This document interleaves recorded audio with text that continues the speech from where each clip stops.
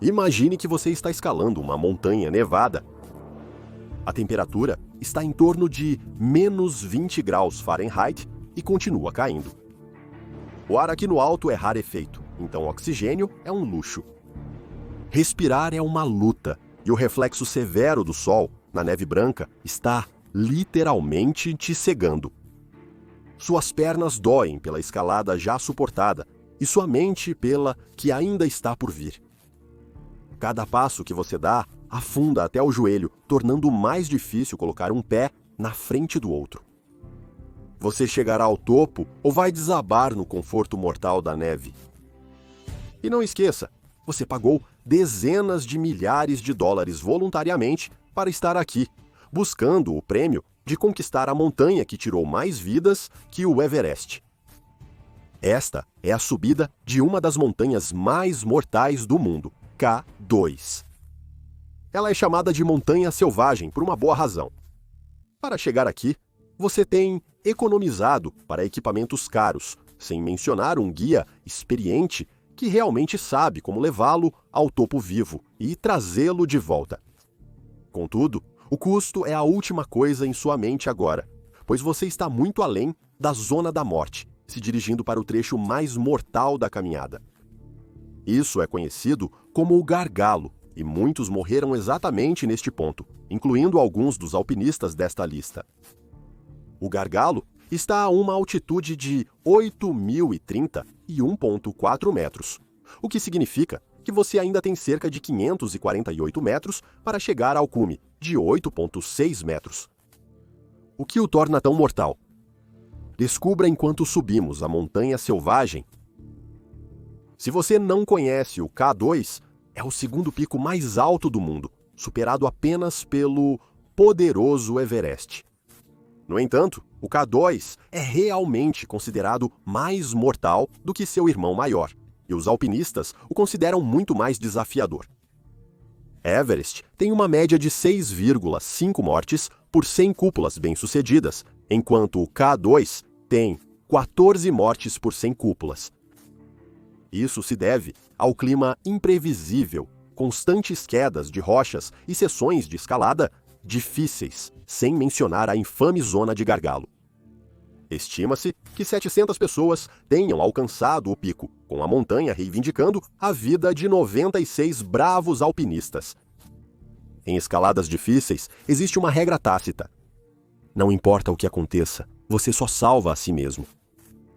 Se você der uma olhada em alguns dos sites que oferecem orientação para subir o K2, alguns dos preços vão te deixar atônito.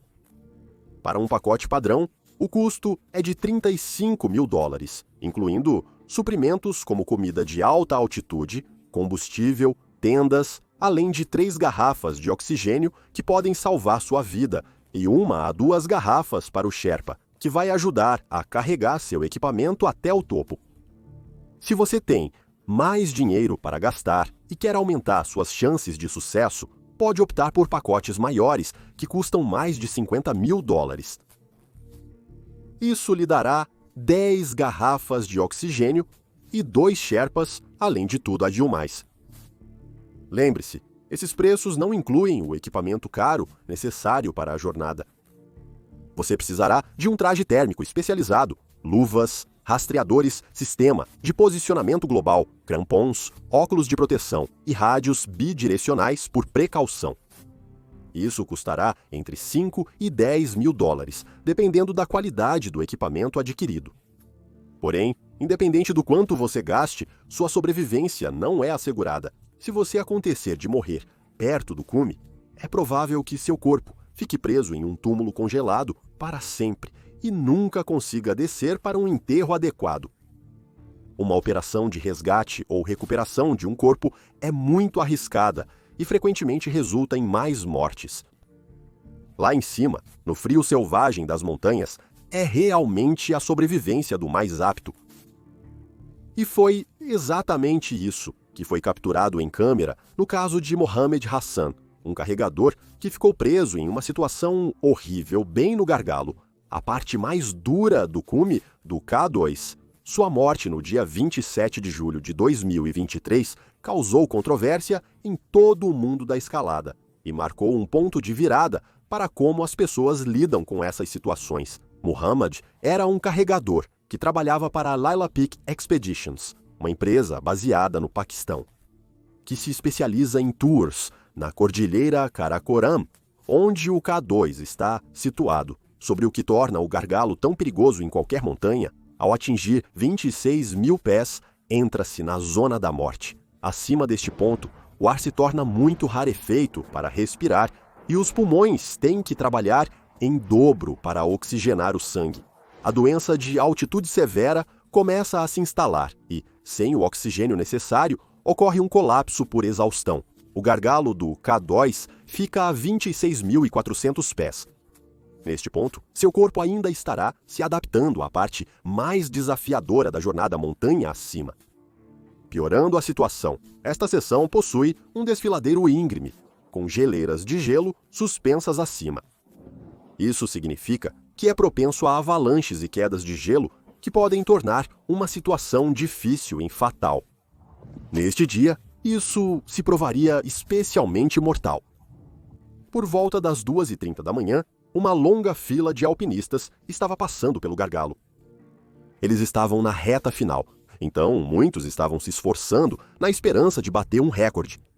E se eles não chegassem ao cume naquele dia, teriam que arrumar as coisas e ir para casa, já que as expedições terminavam no final do mês. Mohammed Hassan, da Lila Peak Expeditions, foi encarregado de colocar cordas guia para garantir a segurança dos participantes da jornada. A tragédia ocorreu quando uma avalanche atingiu o lado da montanha, cobrindo muitos alpinistas com uma camada de neve e fazendo Muhammad cair. Ele também quebrou sua máscara de oxigênio na queda. Bem na zona onde o oxigênio é essencial para a sua sobrevivência, um alpinista que presenciou o evento, Ali Pepper, disse que conseguiram puxá-lo de volta. No início, ele estava vivo, mas não pôde ser salvo.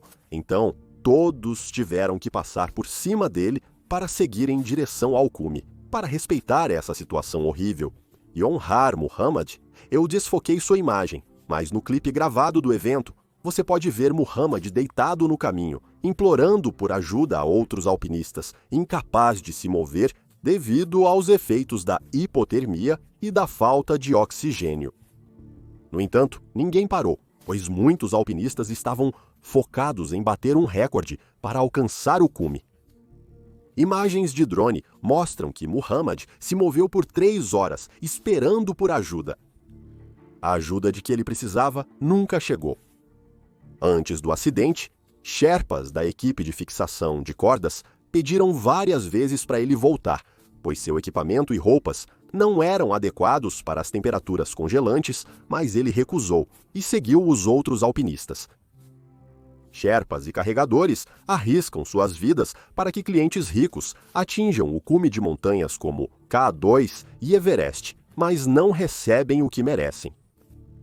Aparentemente, a Lila Peak Expeditions pagou a Muhammad 250 mil rúpias paquistanesas, ou $896, para se equipar. Ele provavelmente guardou o dinheiro para a família, em vez de comprar o equipamento necessário. Ele abandonou sua família com 3 filhos pequenos.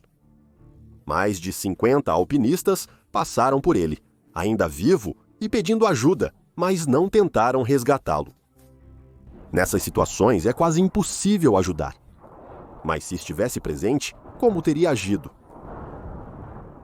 Jan Fredrik Eriksson era um montanhista e esquiador extremo sueco, com muita experiência em escalada e conhecimento alpino, mas às vezes isso não é proteção suficiente contra a sombra das montanhas.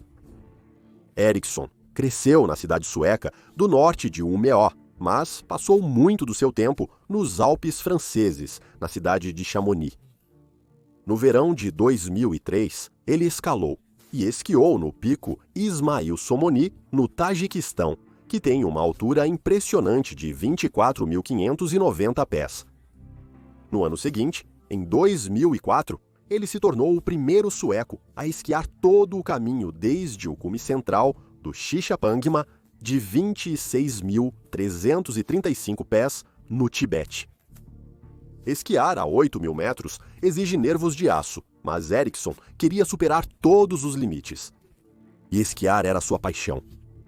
Em 2005, Ericsson e seu amigo norueguês, Jørgen Amet, tentaram esquiar o lendário Pico Leila, no Paquistão, que atinge o topo a 19.912 pés.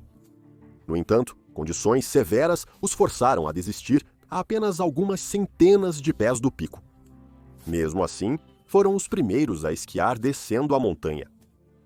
Mais tarde, no mesmo ano, eles conseguiram esquiar do cume do Gasherbrum, segundo com 26.362 pés de altura. Esta foi a segunda vez que Ericsson esquiou em uma montanha de 8.000 metros. Ele retornou ao Himalaia em 2007 para tentar seu terceiro 8.000, o Dhalagiri, no Nepal, mas a neve estava muito profunda e perigosa, obrigando-o a desistir. Ainda assim, ele esquiou uma loucura vertical de 914 pés de volta ao acampamento base. Os esquis de Ericsson o levaram ao redor do mundo, para lugares como Turquia, Islândia, Sicília e Svalbard. Suas aventuras foram um destaque em filmes documentários como Skiing Everest e filmes de esqui como Free Radical 618 e Kong Winter 3. Lembre-se, para esquiar nessas encostas insanas, Ericsson primeiro teve que subir com todo o seu equipamento de esqui. Em 2009, um evento terrível ocorreu, prenunciando sua morte apenas um ano depois. Ericsson e sua amiga, Michelle Fate, estavam tentando uma primeira descida de esqui extremamente difícil do K2 pela rota Sessin.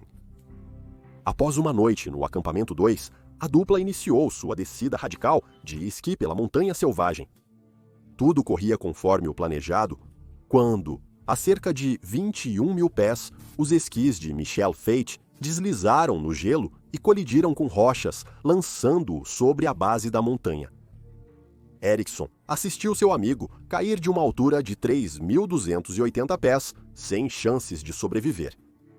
No entanto, Ericsson nunca parou de sonhar com este projeto de descida, e após este incidente com seu amigo e parceiro de esqui, ele simplesmente não podia abandonar seu sonho de esquiar no K2.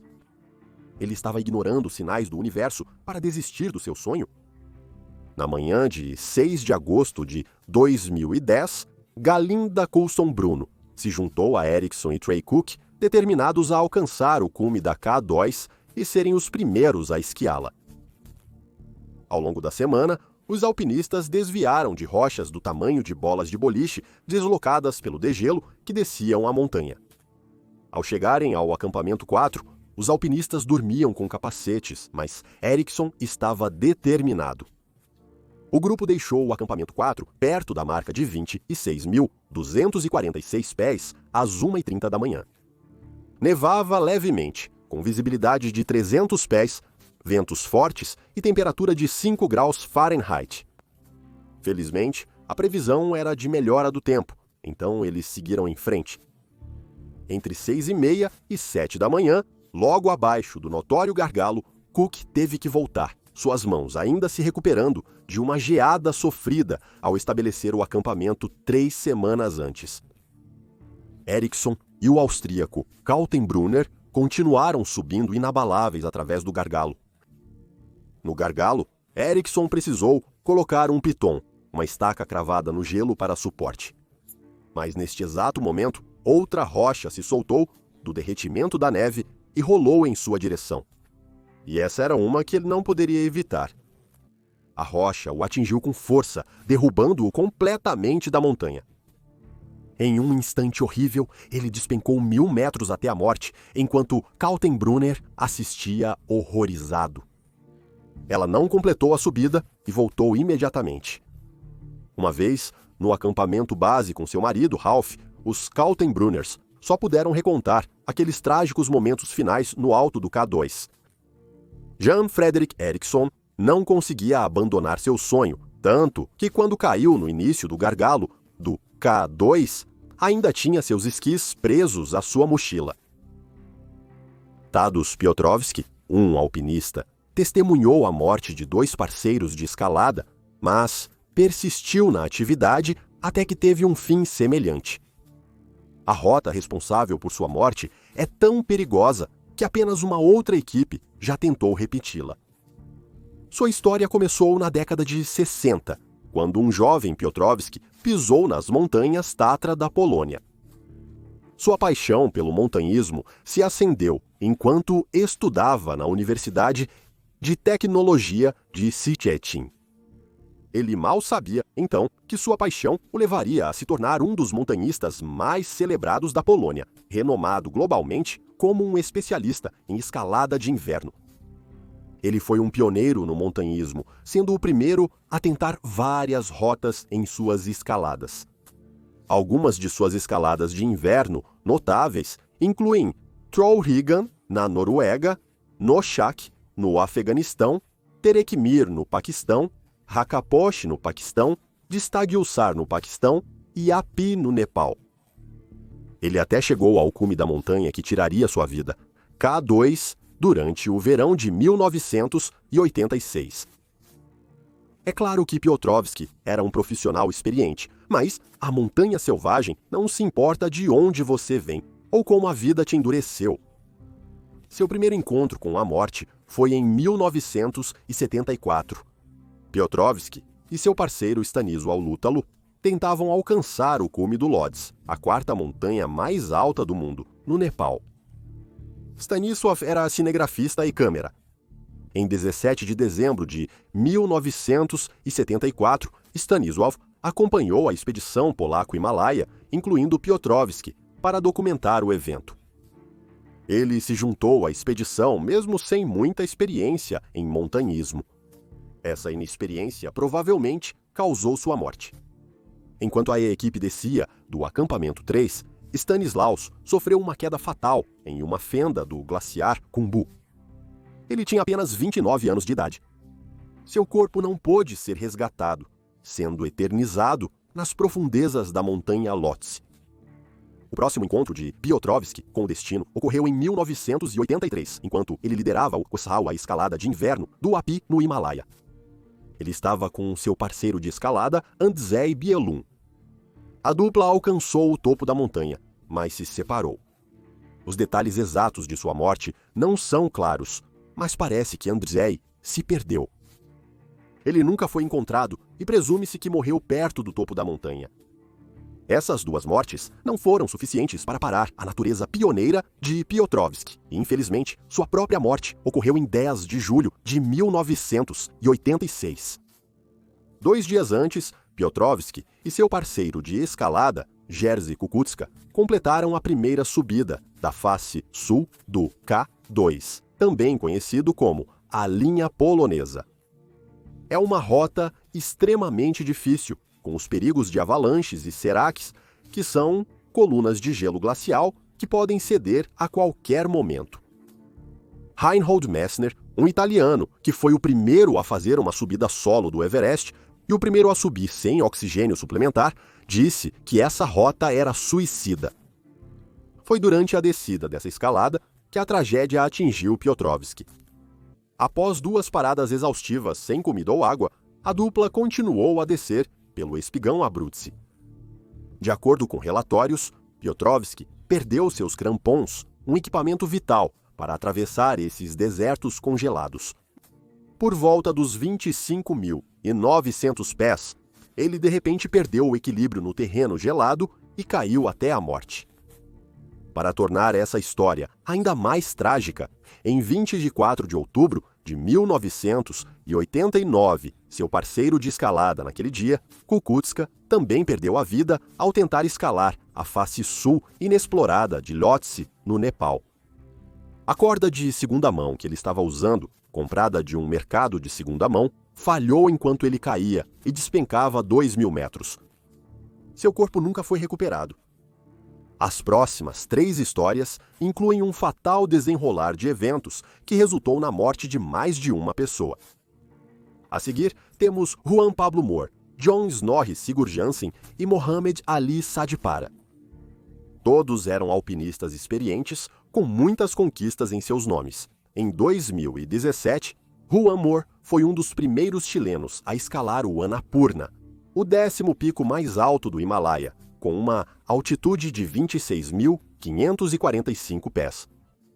Em 2019, Juan foi registrado no Guinness Records por ser a primeira pessoa a escalar o Lhotse e o Everest sem ter que retornar ao acampamento base em menos de uma semana, sem sherpas ou oxigênio suplementar.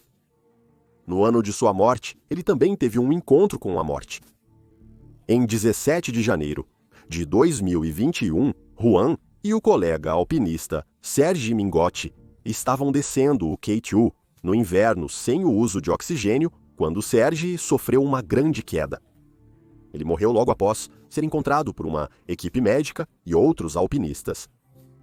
Juan não foi o único a encarar a morte antes de seu próprio fim. John Sigurjonsson, da Islândia, foi o primeiro islandês a alcançar o cume do K2 e Lhotse. Ele também alcançou o cume de outro 8.000, conhecido como Broad Peak, no Paquistão, a 12ª montanha mais alta do mundo. Em janeiro de 2021, um alpinista russo-americano desapareceu durante um treinamento de escalada no Pico Rastor. John ajudou nas operações de busca e resgate, adiando seus planos de escalar o K2 com os parceiros Juan e Ali Sadipara na escalada que tiraria suas vidas. Não é estranho como tanto John quanto Juan estavam próximos da morte poucos dias antes da própria?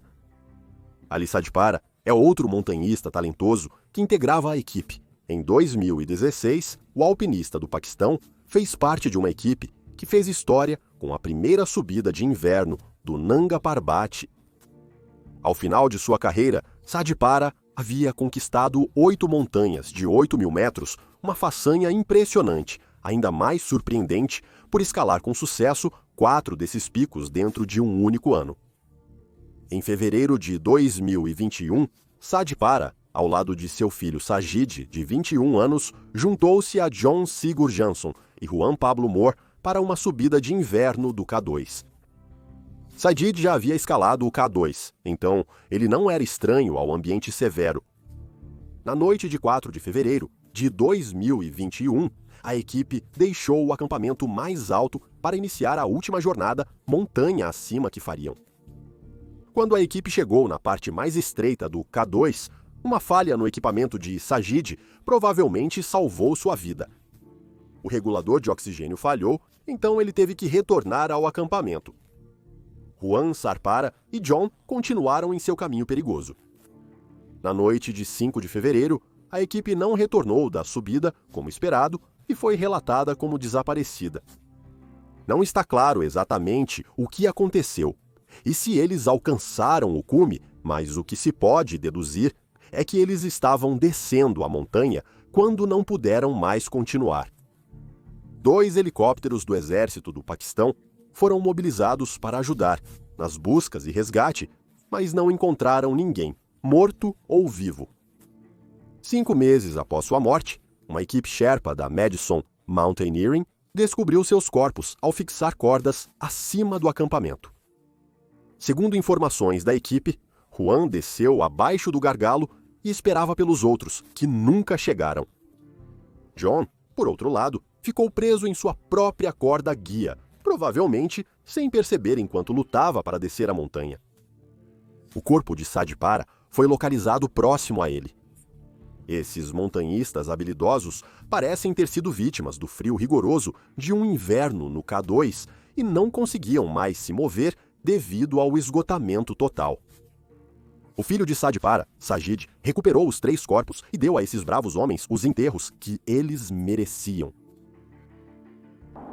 Existem muitos casos, como este, em que a fadiga extrema supera aqueles que normalmente conseguem se esforçar além dos limites de seus corpos. Dudley Wolfe foi uma dessas pessoas, e seu esgotamento resultou em sua morte, e de outras 3 pessoas. Ele era um socialite americano, nascido no final dos 1890. Quando morreu, nenhuma das 14 montanhas, com mais de 26.000 pés, tinha sido escalada. Essa foi uma tentativa pioneira de alcançar o objetivo aparentemente impossível de chegar ao pico do K2. Em uma festa organizada por Wolfe, ele foi abordado por Fritz Weisner com uma proposta insana.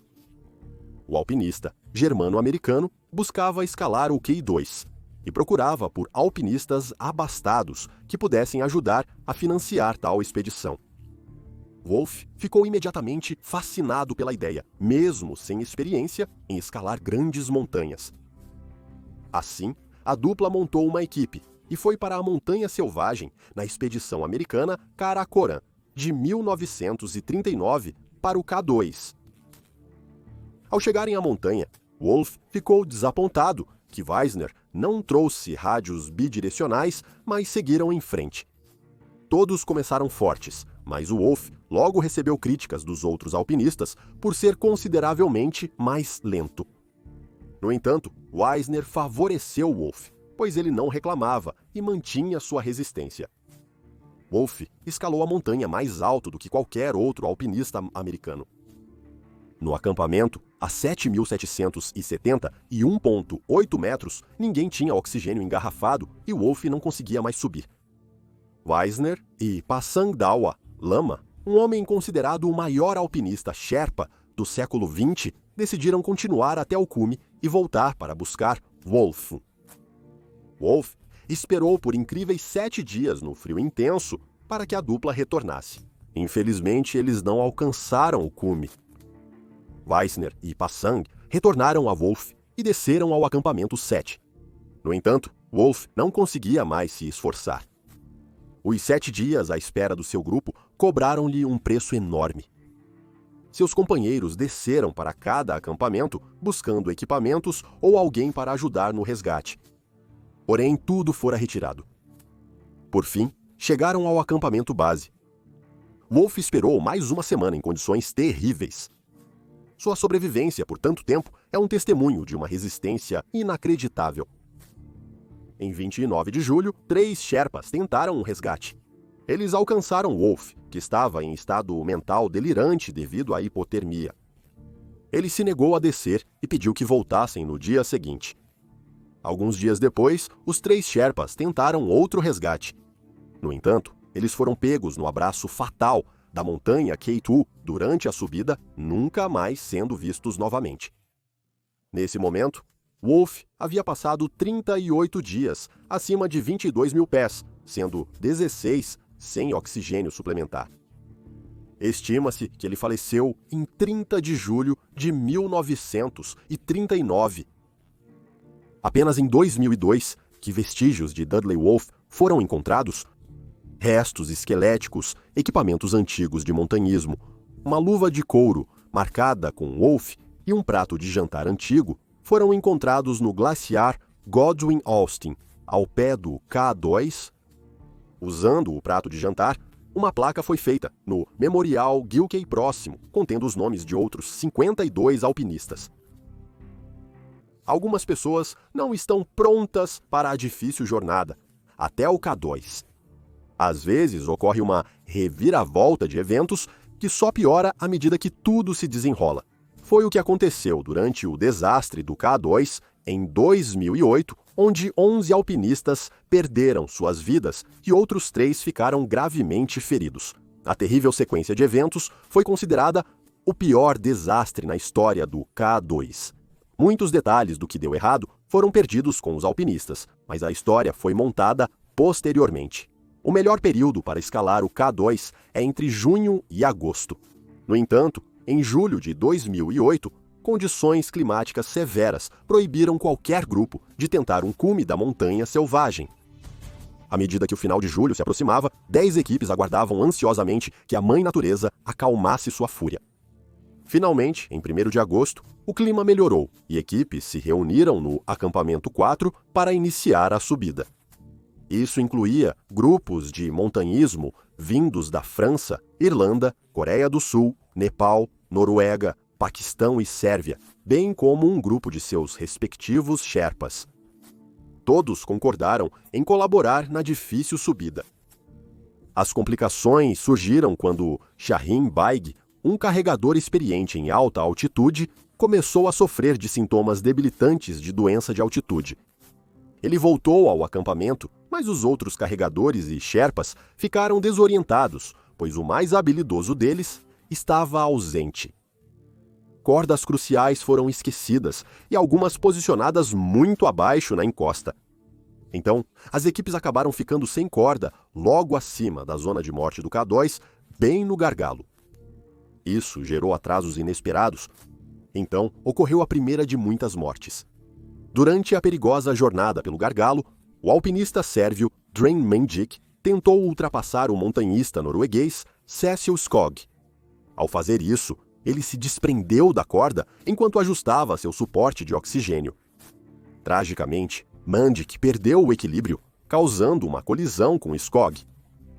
Enquanto Skog permaneceu firmemente preso, Mandic despencou mais de 330 pés pelo impiedoso gargalo. Alguns membros da equipe desceram para ajudar na recuperação de Mandic, mas outro carregador, Johan Baig, sofria de mal de altitude. Ele caiu durante a tentativa de recuperação de Mandic, falhando ao tentar uma manobra de autodetenção, resultando em outra queda fatal. Apesar disso, as demais equipes no gargalo seguiram subindo rumo ao cume. Muitos alpinistas haviam alcançado o cume do K2 e agora eram 8h30 da noite, com a escuridão descendo. De repente, uma imensa formação de gelo glacial se soltou acima do gargalo. Ao descer a montanha, o Serac cortou as linhas de segurança, tragicamente levando o alpinista Rolf Bay. O colapso do Serac e a avalanche resultante tiraram mais 4 vidas, trazendo grandes desafios para os que passavam pelo gargalo. Cheio de destroços de gelo, os alpinistas se encontraram presos na perigosa zona da morte acima de 26.250 pés, enquanto a escuridão os consumia. Sem cordas extras ou equipamentos de segurança para substituir as linhas cortadas, muitos alpinistas foram obrigados a tentar descer sozinhos, contando apenas com suas habilidades e experiência. O pânico tomou conta dos alpinistas presos no alto da crista. Alguns arriscaram a perigosa descida noturna, enquanto outros construíram abrigos, adiando a jornada até o amanhecer oferecer um caminho mais seguro. Para muitos dos montanhistas, descer se provaria ser um erro fatal. Não está claro o que ocorreu na escuridão de sua descida, mas parece que mais alpinistas perderam o equilíbrio e caíram para a sua ruína. As tentativas de resgate começaram no início de 2 de agosto, mas a maior parte do dano já havia ocorrido. Muitos dos corpos nem sequer foram recuperados para um enterro adequado. Conforme a tragédia se desdobrava, a notícia devastadora revelou que 11 pessoas morreram. O impacto devastador do poder implacável da natureza será eternamente memorializado no legado assustador do desastre do K2 de 2008. Obrigado por assistir.